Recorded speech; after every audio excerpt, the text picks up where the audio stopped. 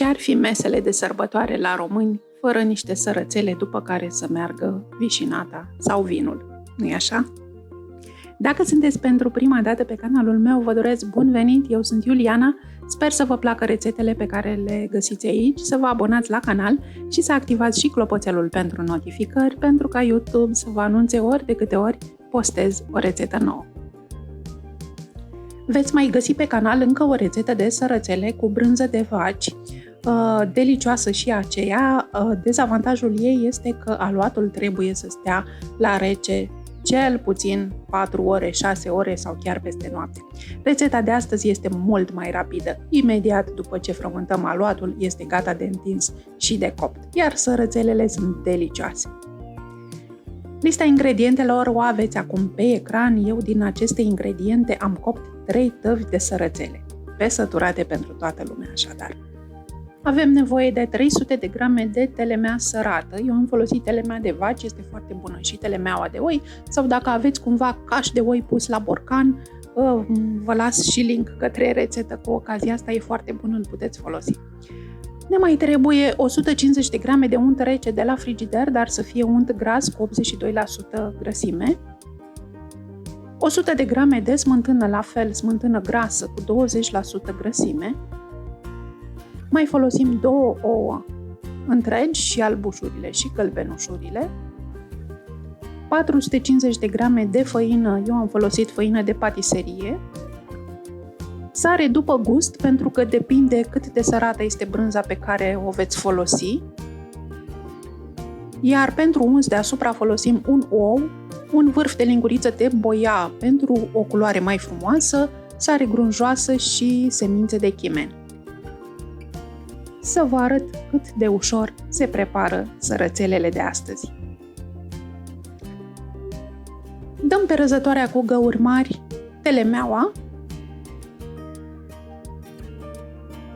și tot aici dăm și untul, de aceea trebuie să fie rece de la frigider ca să îl putem da pe răzătoare.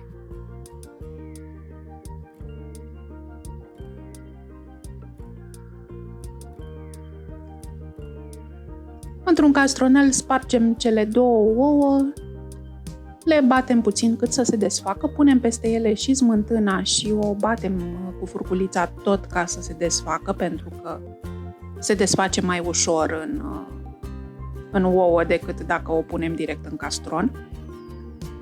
Fiind smântână grasă, oricum mai rămân bulgărași nedesfăcuți, nu e nicio problemă.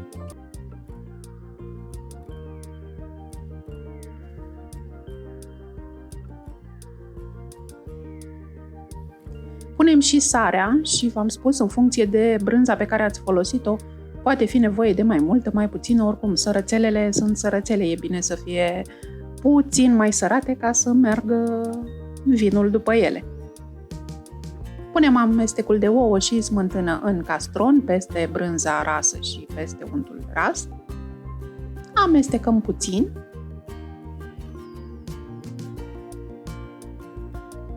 Și punem făina, toată deodată. Începem să frământăm cu mâna și eu procedez în felul următor. Frământ în castron doar cât reușesc să umezesc toată făina, deci să nu mai am făină uscată.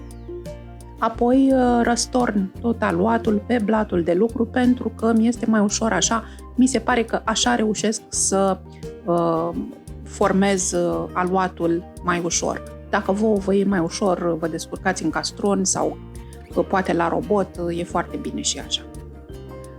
Deci la început aluatul este foarte nisipos și pare că nu se leagă de niciun fel, poate veți avea tentația să-i puneți apă sau lapte sau știu eu ce. Nu faceți lucrul acesta, pentru că până la urmă untul din compoziție se va înmuia și va lega toate ingredientele. Nu frământăm prea mult, frământăm doar până când reușim să facem o bilă de aluat care să se poată întinde cu sucitor. Ne pregătim oul pentru uns deasupra, l-am bătut cu o furculiță, am pus și boiaua, nu e obligatorie, o puteți omite dacă nu aveți boia, doar dă o culoare mai frumoasă deasupra, gustul ei aproape că nu se simte.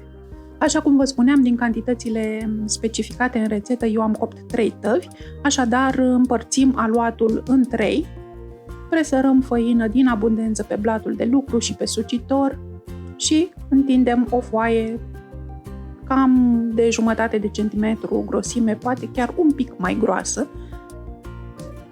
Sărățelele acestea e bine să fie puțin mai groase ca să se păstreze mai fragede mai mult timp.